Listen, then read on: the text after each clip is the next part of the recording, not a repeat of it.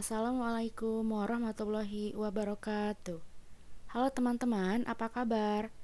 Saya Pina Oktaviana. Video yang saya buat kali ini merupakan bahan ajar audio dari mata kuliah Perencanaan Pengajaran Bahasa dan Sastra Indonesia. Adapun materi yang akan saya sampaikan pada video kali ini yaitu mengenai teks prosedur. Sebelumnya, apakah ada yang sudah tahu apa itu teks prosedur? Baik, kita ulas apa itu teks prosedur. Teks prosedur merupakan teks yang menyajikan langkah-langkah kegiatan atau berbagai tahapan untuk melakukan atau menghasilkan sesuatu. Nah, adapun tujuan dari teks prosedur adalah untuk menjelaskan kegiatan yang harus dilakukan agar pembaca atau pemirsa dapat secara tepat dan akurat mengikuti sebuah proses membuat sesuatu atau melakukan suatu pekerjaan dan lain-lain. Selanjutnya ada ciri-ciri teks prosedur. Yang pertama, menggunakan kata kerja perintah. Yang kedua, menggunakan konjungsi. Yang ketiga, menggunakan kata-kata teknis. Lalu yang keempat, terdapat tujuan yang dibahas.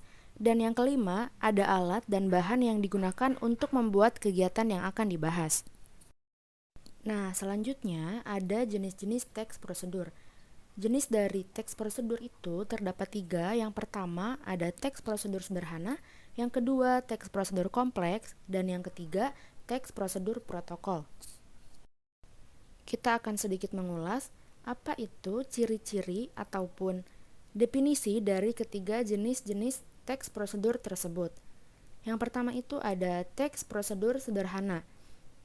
Teks prosedur jenis ini berisi langkah-langkah yang terdiri dari 3-4 tahap. Adapun contoh dari teks prosedur sederhana yaitu cara menghidupkan televisi, cara membuat teh hangat, dan cara membuat kopi. Yang kedua ada teks prosedur kompleks. Teks prosedur kompleks terdiri dari banyak langkah. Adapun contoh dari teks prosedur ini yaitu seperti cara membuat donat, cara membuat email, cara merajut tas, dan lain sebagainya. Dan yang ketiga ada teks prosedur protokol.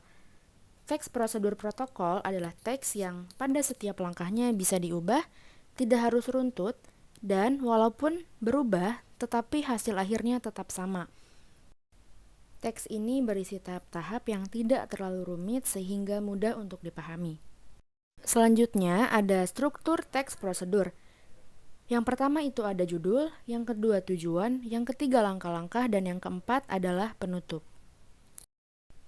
Setelah membahas sedikit mengenai struktur teks prosedur, selanjutnya kita akan membahas kaidah kebahasaan teks prosedur. Yang pertama itu menggunakan kata kerja perintah atau imperatif. Kata kerja jenis ini dibentuk dengan akhiran kan, i, dan partikel lah. Contoh, seperti gunakan piring berwarna coklat. Lalu masukkan bumbu ke dalam wajan, dan lain sebagainya.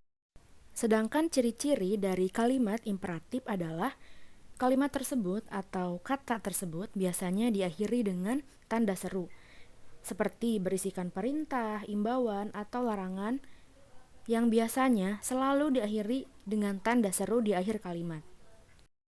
Nah, selanjutnya yang kedua, menggunakan kata-kata teknis yang berkaitan dengan topik yang dibahas. Yang ketiga, banyak menggunakan konjungsi dan partikel yang bermakna penambahan. Konjungsi penambahan adalah sebuah konjungsi bermakna tambahan yang diberikan untuk menggabungkan kalimat sederhana menjadi kalimat kompleks. Contoh, seperti selain itu, pun, kemudian, selanjutnya, oleh karena itu, lalu, setelah itu, dan seterusnya. Yang keempat, banyak menggunakan pernyataan persuasif. Kalimat persuasif merupakan kalimat ajakan kepada seseorang atau banyak orang. Tidak hanya berisi ajakan saja, tetapi kalimat persuasif juga berisi tentang suatu permintaan atau imbauan. Lalu yang kelima, menjelaskan benda dan alat yang akan dipakai. Terima kasih semua telah menyaksikan video atau rekaman ini. Kurang lebihnya mohon dimaafkan. Wabillahi taufiq wal hidayah. Wassalamualaikum warahmatullahi wabarakatuh.